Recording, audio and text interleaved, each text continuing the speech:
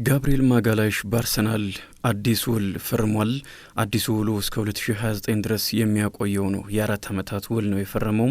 የቀድሞ ውሉ እስከ 2027 ድረስ ብቻ ነበር የሚያቆየው። ሌሎች ታላላቅ ክለቦች ሲፈልጉት ነበረ። በተለይም ደግሞ ከገንዘብ አንጻር ከተመለከትን ከሳውዲ አረቢያ ገዘፍ ያለ ክለብ ገንዘብ መጥቶለት ነበረ። ያንን ውድቅ አድርጎ ነው በአርሰናል ለመቆየት የወሰነው። አዲሱ ስፖርቲንግ ዳይሬክተር አንድሪያ ቤርታ ተጫዋቹን በማቆየት ሂደት ትልቅ ሚና ተጫውተዋል።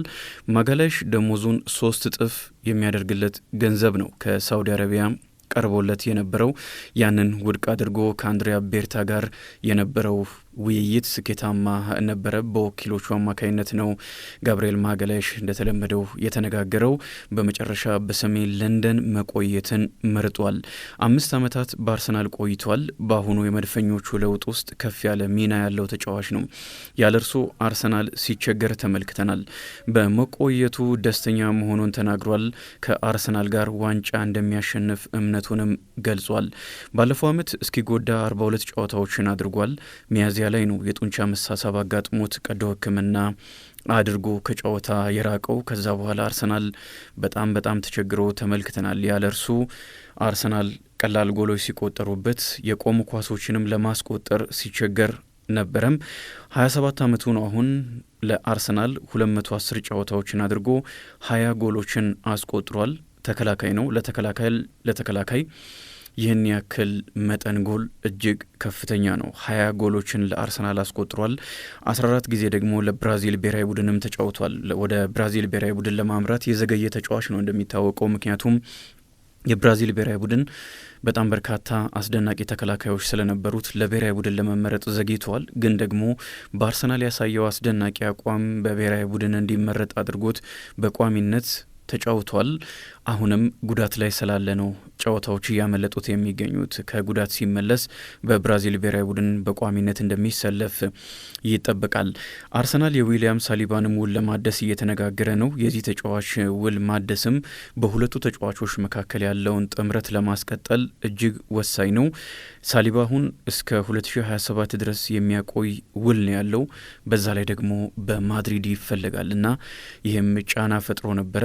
አንድሪያ ቤርታ ሌላ ጠንካራ ስራ እየሰሩ ይገኛሉ። የዊሊያም ሳሊባን ውል የሚያድሱ ከሆነ እስከ 2030 ድረስ እየተባለ ነው።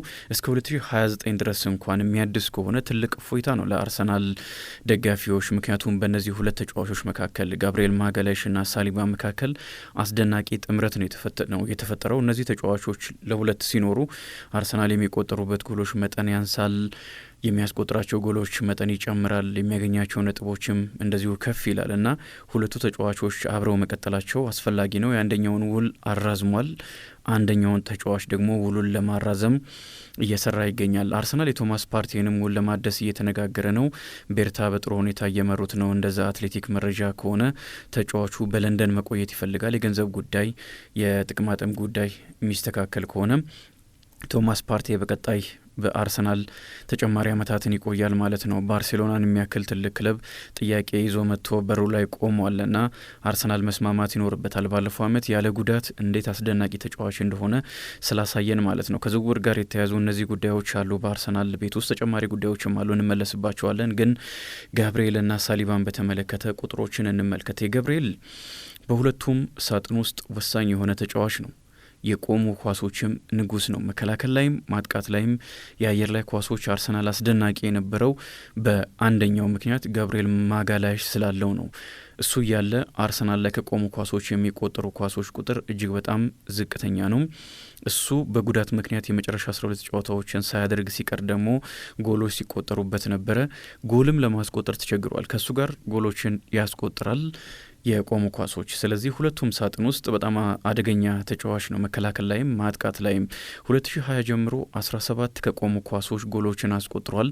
በዚህ ጊዜ ውስጥ ከተከታዩ ከቆሙ ኳሶች በርካታ ጎሎችን በማስቆጠር ከተከታዩ በ5 ጎሎች ይበልጣል። ተከላካይ ሆኖ ነው ይህንን ኳስ እንደዚህ አይነት ጎሎችን የሚያስቆጥረው።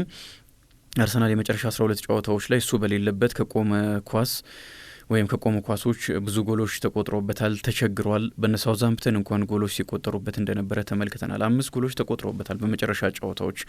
ይሄ በጣም ከፍተኛ ነው። በውድድር አመቱ በሙሉ አርሰናል የቆሙ ኳሶችን መከላከል ላይ በጣም አደገኛ ሆኖ ቆይቶ ጋብርኤል ማጋላይሽ በጉዳት ምክንያት ከቡድኑ ሲወጣ ግን ጎሎች ሲቆጠሩበት ተመልክተናል። ከሳሊባ ጋርም የሚገርም ጥምረትን የመሰረቱት ለ4 ዓመታት ሁለቱም የሌሉበት ጨዋታ የተደረገው የመጨረሻው የሳውዛምፕተን ጨዋታ ነው። አርሰናል 2-1 ያሸነፈበትና ወሳኙ ጨዋታ።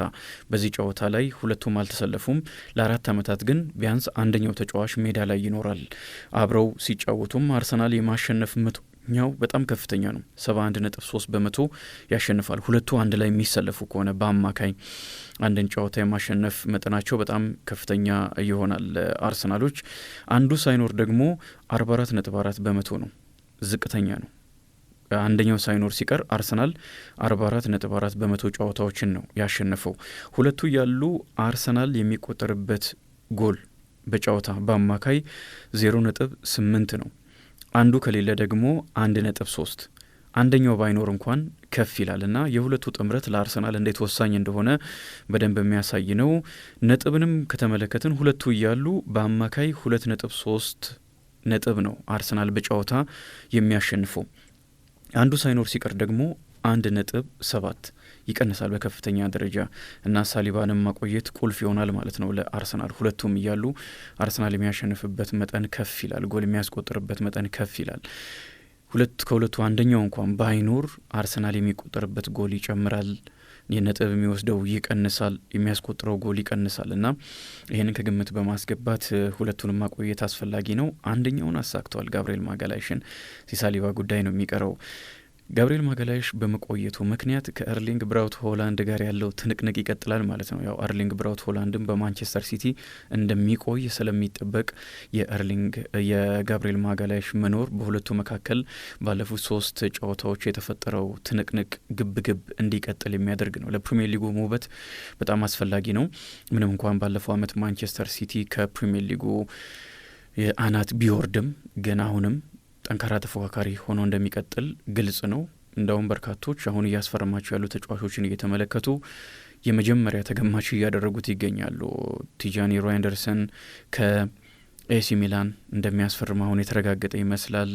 ሼርኪ እንዴት አይነት አስደናቂ ጎል ለፈረንሳይ ብሔራዊ ቡድን ስፔን ላይ እንዳስቆጠረ ተመልክተናል። እሱም ወደዛው ያምራል።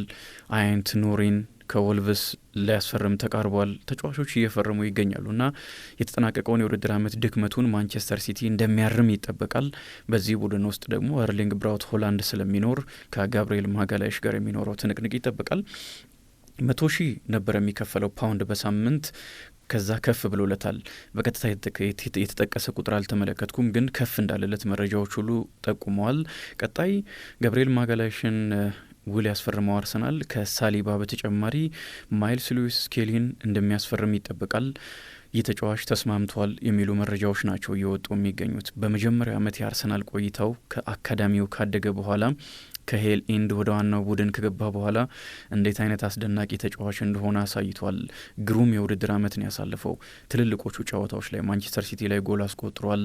ከማንቸስተር ዩናይትድ ጋር እንዴት አስደናቂ እንደነበረ ተመልክተናል። የሪያል ማድሪድ ሁለቱ ጨዋታዎች ደግሞ የሊጉን አቋም በሚገባ የሚያሳዩ ናቸው። 18 ዓመቱ ነው። ለእንግሊዝ ብሔራዊ ቡድንም በቋሚነት መጫወት ጀምሯል እና ይህ ተጫዋች በአርሰናል መቆየቱ እጅግ አስፈላጊ ነው። የሚቀጥለው ዓመት ብቻ ሳይሆን ለዓመታት የአርሰናልን የተከላካይ መስመር መምራት የሚችል አስደናቂ ተጫዋች ስለሆነ እሱ ሊፈርም ተቃርበዋል። የአርሰናል ፋን ቲቪ እንደውም ተስማምቷል፣ ጨርሷል የሚል መረጃ ነው ያወጣውና ለአርሰናል ደጋፊዎች በጣም አሪፍ ዜና ነው። ኢታን ዋኔሪም ትልቅ ተስፋ ያለው እንደውም አስቀድሞ ከሉዊስ ስኬሊ አስቀድሞ በፕሪሚየር ሊጉ ለአርሰናል የተጫወተ በፕሪሚየር ሊጉ በትንሽ እድሜው ጨዋታ ያደረገ ተጫዋች ነው። በ15 ዓመቱ ነው ሚኬል አርቴታ እድል ሰጥቶት የተጫወተው። ባለፈው ዓመት ላይም ወሳኝ ጨዋታዎች ላይ ነበረ። ባሰበው ልክ የመጫወት እድል ባያገኝም ይህም ተጫዋች እንደሚፈርም ይጠበቃል። አርሰናል ለ3 ዓመታት ለዋንጫ ተፋልሟል፣ ግን ማሸነፍ አልቻለም። 2ኛ ደረጃ ነው በፕሪሚየር ሊጉ ይዞ ማጠናቀቅ የቻለው። አምና በሊቨርፑል ተቀድሟል። በእርግጥ በቻምፒየንስ ሊጉ እስከ ግማሽ ፍጻሜ መጓዝ ችሏል። ትልቅ ለውጥ ነው ማምጣት የቻለው። ግን በፕሪሚየር ሊጉ ዋንጫ ለማሸነፉን ተከትሎ በተለይ ኮከቦቹ ከአርሰናል ለመልቀቅ ሊያስቡ ይችላሉ የሚሉ ግምቶች ሲሰጡ ነበረ። የጋብርኤል ማጋላየሽ መፈረም፣ ምናልባት ዊሊያም ሳሊባ የሚፈርም ከሆነ የሌሎችም ተጫዋቾች መፈረም አሁንም ተጫዋቾቹ በተለይ ከዋክብቱ ክለቡን መልቀቅ አለመፈለጋቸው አርሰናል ዋንጫ ማሸነፍ ይችላል የሚል እምነት እንዳላቸው የሚያሳይ ነው። ይሄ ደግሞ በጣም አሪፍ ነው።